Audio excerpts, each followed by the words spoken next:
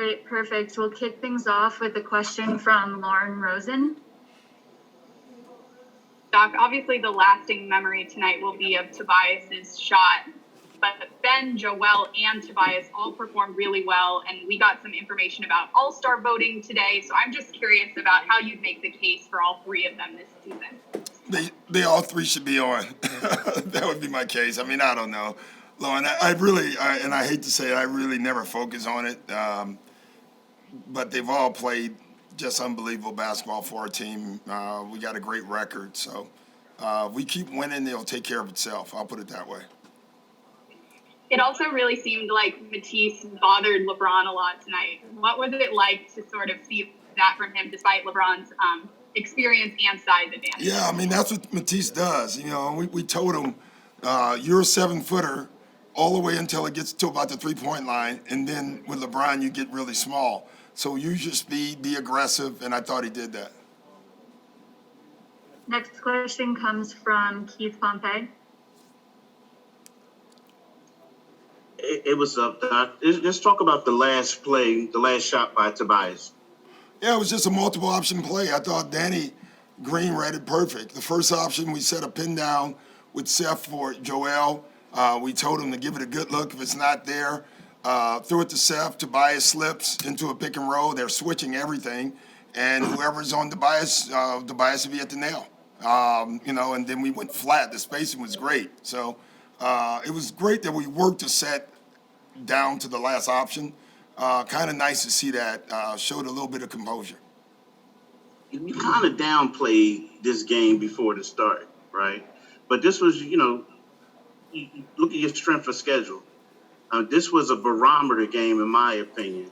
And so what does this victory say about your team to you? You know, I don't know yet, Keith. I mean, they were playing great, right? And they showed at the end of the game, like champions, you know, it's hard to kill them. Like, they just keep coming back. They keep believing. They kept making shots. We weathered it, you know. But I don't know. It says that we're a good team. But for me, it says that we're really good, but we still have a lot of work still. Thank you. Up next is Kai Karrin. Hey, Coach. Just going back to Tobias real quick, what are you seeing from him in terms of his growth at the closer? We're trying to just keep getting him to his spot. You know, we ran a similar play, not the same, but a little bit similar in Memphis, and he got too deep. You remember, he went out of bounds. And we told him, you were on your spot, and then you passed it up. Get to your spot, elevate, shoot. Keep the game simple. When he does that, he is unbelievable. And then what did you think of Ben's overall game? It seemed like he was just again, all over the floor. Yeah, he was huge. You know, the numbers will say the offense, but the defense and all the other little things he did was unbelievable. He's playing great. You know, it's funny. On his low-scoring nights, you look at the game film, and he's flying all over the place. The stuff he does for us to help us winning, the winning things he does, it's hard to put into numbers. And unfortunately, we're in this numbers generation where everything's numbers. And his brilliance sometimes is missed by a lot of people. Thanks, Coach. Next question comes from Dan Gelston. Doc, what did you think of the foul LeBron on Joel, and how's he feeling right now? Oh, I think he's fine, but that was a hard fall. I mean, that was not, you know, first of all, LeBron's not a dirty player. It was just a physical play, and they had to call the flagrant, I guess. You know, all the flagrants tonight. You know, flagrants they're you can get a flagrant easy these days. But that fall was hard, and there was some concern there for sure. The fact that Joel kept going, clearly he wasn't the same after that, you know, as far as his movement. And we kind of knew that, and we used him a lot in pick and rolls because of that. Next question comes from Kevin Kincaid. Hey, Doc, at the end there, did you think about using the challenge on that offensive foul? No. If I had have, then we wouldn't have had the last play to draw up. You know. So you just want to hold that timeout? Yeah. If I had to, I would have used it. I did think they would have, the call would have stood, you know, because there was a little movement, not much. But when it can go either way, it usually doesn't go your way on those calls, if you know what I'm saying. So, but I wish I had an extra timeout. I would have done it then, but not with one. You need that last timeout. Paul Hudrick, you're up. Hey, Doc, just to go back to Ben, he had one turnover tonight.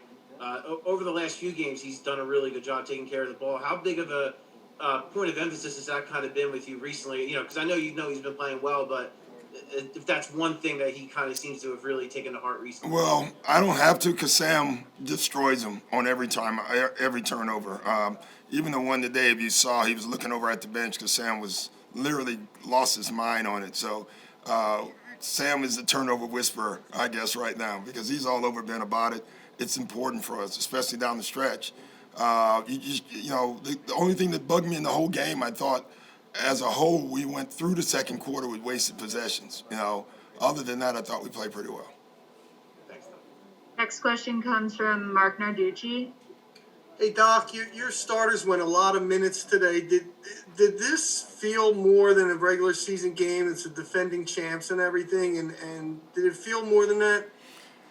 Yeah, I guess, Mark, they turned into that. Like, the Boston games felt more than normal, the Miami game. You'll have those games during the year. And you can always tell, LeBron plays 38 minutes. Our guys play big minutes, and we're still shorthanded. I mean, I tell you, between Tobias and Ben, and it's happened the last 3 games, we don't have but 1-4. And when one of those guys get in foul trouble in the first quarter, it hurts us. And they keep doing it, and so we have to play small, we have to be creative, and we have to extend minutes. That's what I don't want to do. But at the end of the day, it'll all even out. Thank you. Let's take 2 more, starting with Mark Medina. Hey, Doc, when you look at the big picture of this, do you look at simply the result and the game winner and you guys prevailing at the end, or do you look at, the near squandering of the double-digit lead? I'm a coach, so obviously it's the latter, because I didn't think, and not taking anything from them, I thought it was more self-inflicted. There's games that you lose where the other team goes and gets it. They play well. You don't make shots. They take you out of stuff. Tonight wasn't one of those nights. Tonight, I thought we had a lot of self-inflicted wounds from offensive rebounds. Even the last pass, LeBron throws a corner pass where we have 2 guys that wasn't ready for it. There was no doubt that's what he was doing. We went over the play that Anthony Davis got the shot. We covered it and we didn't execute that well. So there's a lot of things from a coaching standpoint that you will look at and know that you can do better. Last question comes from Bob Schron. Thank you. Coach, you kind of talked about what I was going to ask you, because before the game, you praised the team for your ability to have grit in closing games out.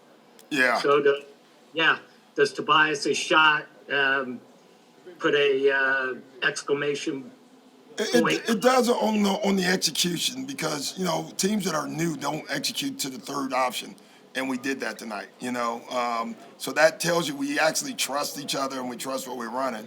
I didn't think it should have gotten to that, Bob, tonight, but it did, and, we'll live with the results, but we know we're better than that. Thanks, Coach. Thanks, guys. All right. I'm hungry.